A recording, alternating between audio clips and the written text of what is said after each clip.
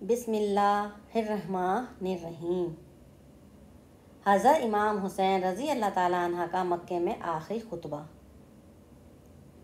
8 ذوالحجہ کو آپ نے اپنے آخری خطبے میں ارشاد فرمایا، میں حج کے موقع پر خانہ کعبہ کو چھوڑ کر جا رہا ہوں، کیونکہ میں ایسے لوگوں کو دیکھ رہا ہوں جو حاکم شام کی طرف اپنے احراموں میں تلواریں چھپائے جوگ در جوگ میرے قتل کے لیے مکہ آ رہے ہیں۔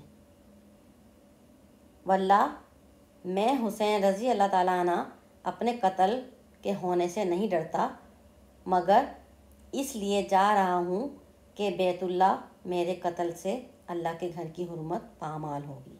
سبحان اللہ سبحان اللہ۔ بے شک بے شک۔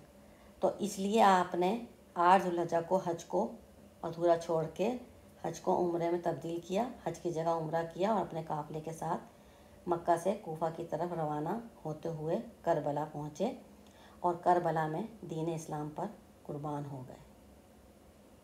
لبیک یا حسین رضی اللہ تعالیٰ عنہ، سلام یا حسین رضی اللہ تعالیٰ عنہ، سلام ہو نواسۂ رسول صلی اللہ تعالیٰ علیہ وآلہ وسلم پر جس نے حرمت کعبہ کی خاطر حج کو عمرے میں تبدیل کیا۔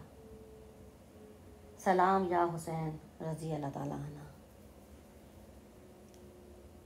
صحن حرم میں خون کو بہنے نہیں دیا، صحن حرم میں خون کو بہنے نہیں دیا، احسان یاد رکھے گا کعبہ حسین رضی اللہ تعالیٰ عنہ کا۔